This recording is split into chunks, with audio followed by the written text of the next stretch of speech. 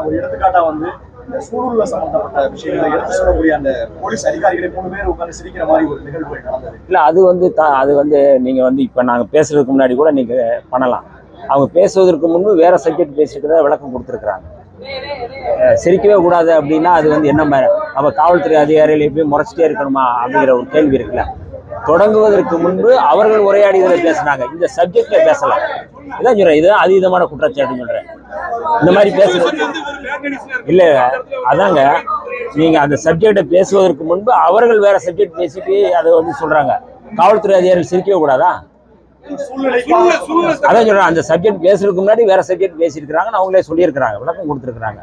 அதனால இந்த மாதிரியான குற்றச்சாட்டுகள் வந்து எப்பயுமே வந்து அதாவது வந்து காவல்துறை என்ன மாதிரி நடக்குது அப்படிங்கிறத பத்தி பேசலாம்.